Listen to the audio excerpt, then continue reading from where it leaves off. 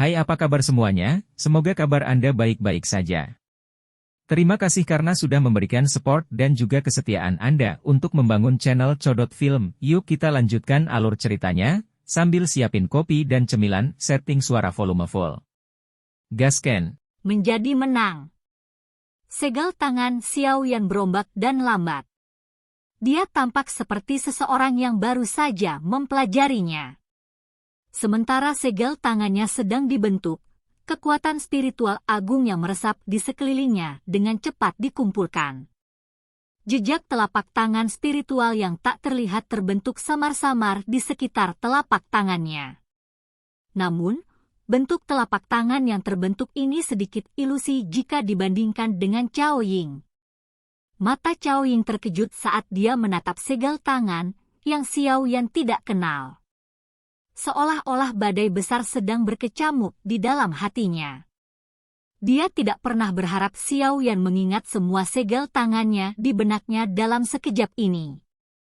Tentu saja, hal yang menyebabkan dia merasa sangat tidak percaya adalah bahwa Xiao Yan tidak hanya menghafal segel tangan yang berubah, tetapi dia juga bisa menggunakannya setelah hanya melihatnya.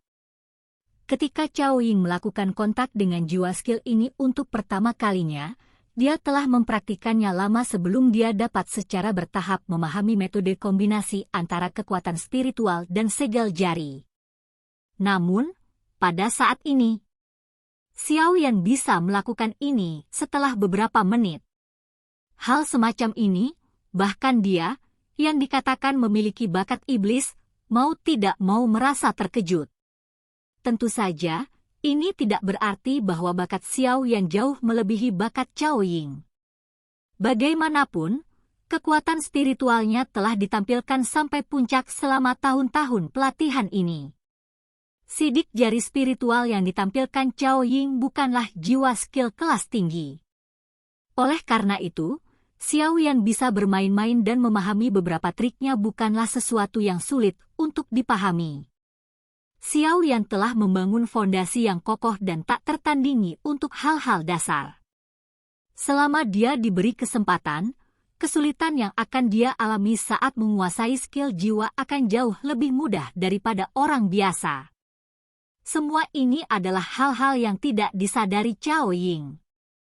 Karena inilah dia masih merasa sangat terkejut saat melihat pemandangan ini. Badai spiritual besar dengan cepat menjadi lebih besar di mata Xiao Yan. Saat tekanan spiritual semakin dekat, gerakan tangan Xiao Yan yang cepat dan berombak menjadi lebih halus dan perubahan di jarinya mulai tampak seperti dia hampir selesai. Mata Xiao Yan menatap tajam ke arah badai spiritual yang sedang bergegas. Sesaat kemudian, segel tangannya yang berubah tiba-tiba berhenti. Teriakan rendah dan dalam keluar dari tenggorokannya.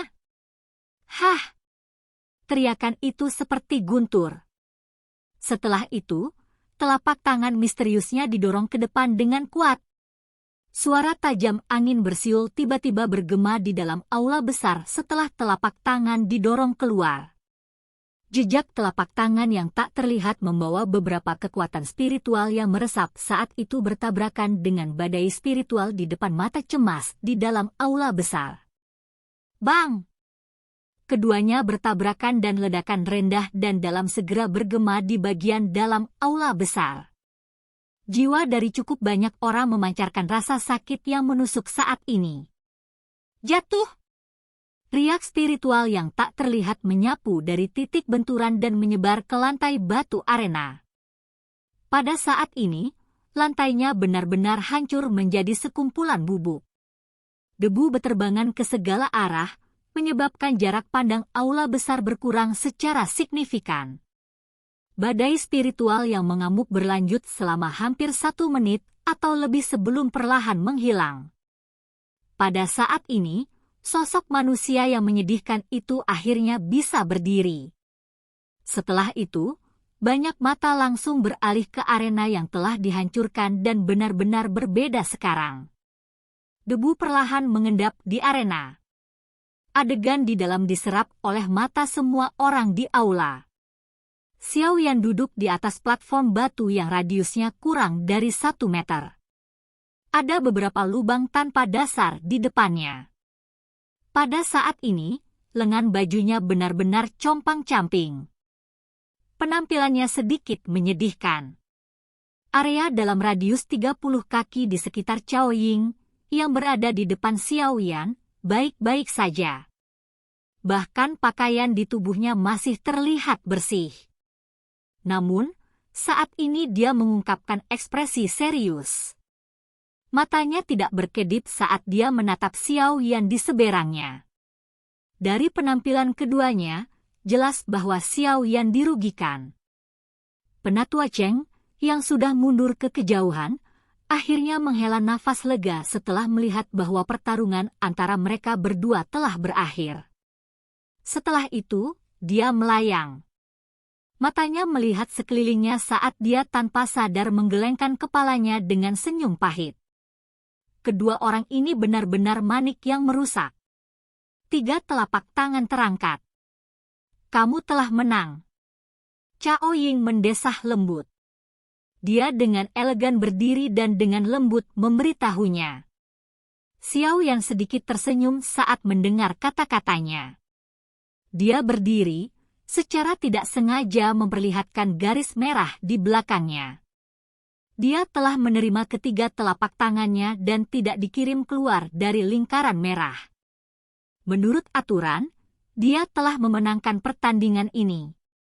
Kata-kata Cao Ying baru saja terdengar ketika bagian dalam aula besar segera menjadi jauh lebih tenang. Ekspresi dari anggota klan Cao itu menjadi lebih kaku. Mereka tidak pernah mengira Cao Ying akan kalah. Bajingan ini sangat beruntung. Wajah Cao Dan menjadi hijau saat dia mengutuk dengan lembut. Xiao Yan bukanlah orang biasa. Selain Cao Ying, tak satu pun dari generasi muda di dalam klan Cao bisa melawannya. Cao Xiu melanjutkan dengan samar.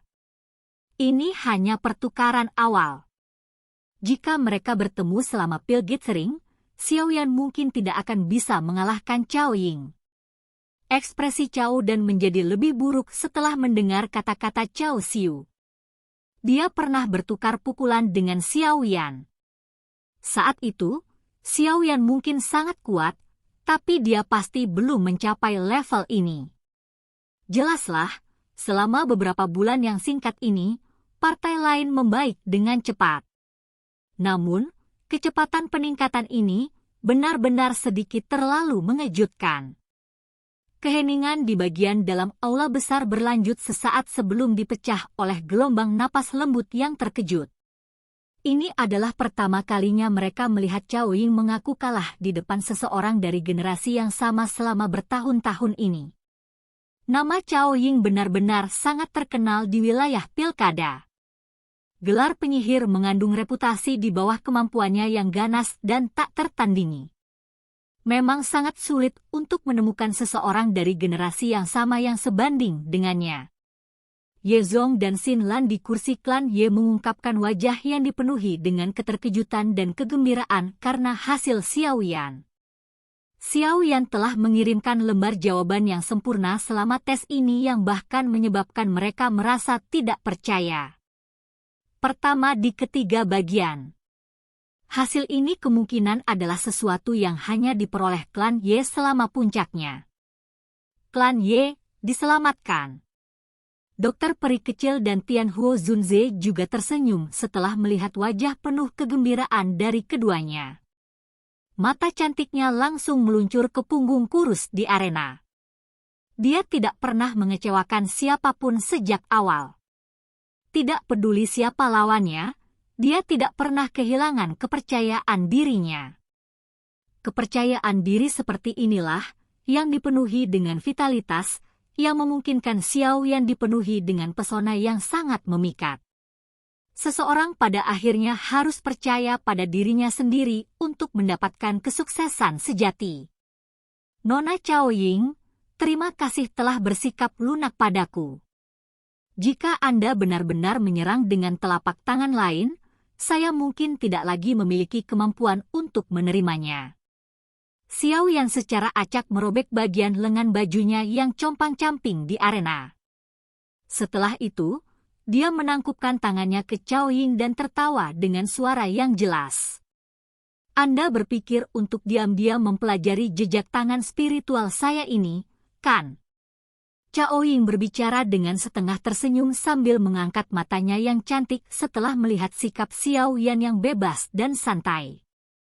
Xiao Yan tanpa sadar merasa sedikit malu saat mendengar ucapan Cao Ying terus terang. Handprint spiritual ini tidak terlalu sulit untuk dipelajari. Itu mungkin bukan jiwa skill kelas tinggi. Namun, baginya, yang tidak pernah mempraktikkan jiwa skill, tidak diragukan lagi itu adalah harta langka yang akan sulit ditemukan bahkan jika seseorang memiliki emas dalam jumlah besar. Cao Ying menutup mulutnya dan tertawa saat melihat rasa malu Xiao Yan. Dia dengan lembut mengubah langkah kakinya dan berjalan ke sampingnya. Mata berairnya menatap wajah Xiao Yan saat dia dengan licik tertawa. Jika Mr. Xiao Yan punya waktu, kita mungkin bisa secara pribadi bertukar pikiran. Saya juga tahu beberapa keterampilan jiwa lainnya. Itu akan tergantung pada apakah Anda memiliki kemampuan untuk mempelajarinya secara diam-diam. Aroma samar datang terbang. Xiao Yan melihat wajah mempesona yang berada di dekatnya. Riak naik di dalam hatinya bersama dengan beberapa kehati-hatian. Wajahnya tanpa ekspresi saat dia tersenyum dan berkata, "Jika saya punya waktu, saya pasti akan menemukan Nona Cao Ying untuk berdebat." Meskipun dia beruntung memenangkan pertarungan ini, Xiao Yan mengerti bahwa ini adalah pemanasan untuk penyihir seperti Cao Ying. Setelah pertukaran ini, Xiao Yan dengan jelas mengerti bahwa penyihir dari klan Cao ini memang bukan orang biasa. Dia pasti memiliki kemampuan untuk memperjuangkan 3 tempat teratas selama Pil Gathering ini. Ini karena Xiao Yan bisa merasakan bahwa Cao Ying tidak pernah benar-benar menggunakan seluruh kekuatannya sejak awal. Kali ini, dia sedikit mengandalkan keberuntungannya untuk diam-diam mempelajari jejak tangan spiritual yang telah ditampilkan Cao Ying. Selain itu, Cao Ying secara alami tidak akan berbagi semua jiwa yang dia latih dengannya seperti yang dia katakan. Dengan apa yang terjadi kali ini, dia pasti akan mencegah hal seperti itu terjadi lagi saat dia berdebat dengan Xiao Yan di masa depan. Oleh karena itu, Xiao Yan bisa membayangkan mencoba diam-diam mempelajari keterampilan jiwa itu. Berdasarkan tebakan Xiao Yan, penyihir ini sepertinya sedikit tidak senang karena menderita kerugian kecil kali ini. Oleh karena itu, dia ingin mencari kesempatan untuk membalasnya. Cao Ying tidak peduli saat melihat jawaban samar Xiao Yan. Setelah kontak ini, dia memperoleh pemahaman sederhana tentang karakter Xiao Yan yang sepenuhnya mengabaikan apa yang dikatakan orang lain. Dia mengerti bahwa orang di depannya tidak akan mudah jatuh cinta pada kecantikannya seperti pria lain. Namun, semuanya harus seperti ini agar menjadi agak menantang, bukan? Pil Gathering akan segera dimulai. Semoga saya bisa bertemu Anda di sana. Aku tahu, sebelumnya, kamu juga menahan. Mata cantik Cao Ying mengamati Xiao Yan dengan penuh makna. Setelah itu, sudut mulutnya diangkat menjadi busur yang dipenuhi godaan. Dia segera berbalik dan berjalan keluar dari aula besar, meninggalkan Xiao Yan dengan pemandangan sosok malas namun angkuh. Xiao Yan melihat sosok itu dan dengan lembut menghela nafas. Wanita ini tidak mudah untuk dihadapi. Silakan pergi ke. Oke guys, jangan lupa like, comment, share, and subscribe di channel Codot Film. See you next video. Peace out and bye-bye.